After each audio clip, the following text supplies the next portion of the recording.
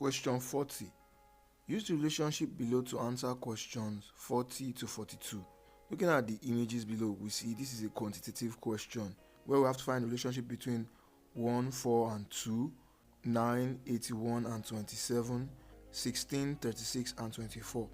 You know, quantitative questions are not questions that have a standard method of solving or a way of solving. You have to reason it out. That's why it's called quantitative reasoning.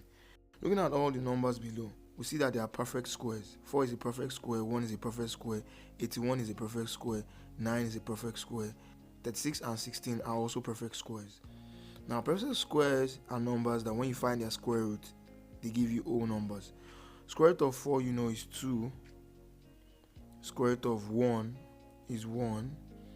Square root of 89 is 9, because 9 times 9 is 81. 1 times 1 is 1. 2 times 2 is 4. Then square root of 9 is 3. Square root of 36 is 6. Square root of 16 is 4. That's two same numbers that will give you 16 when you multiply them together. You might get questions where you get perfect cubes, because this is a perfect square, so you have to just reason it out. It's all about reasoning. This 2 times this 1 will give you this 2.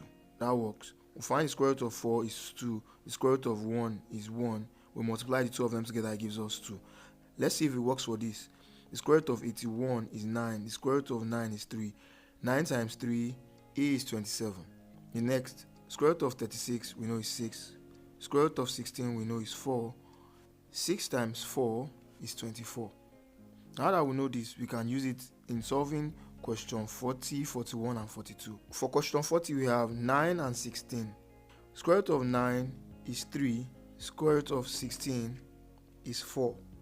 We multiply 3 times 4. 3 times 4 will give us 12.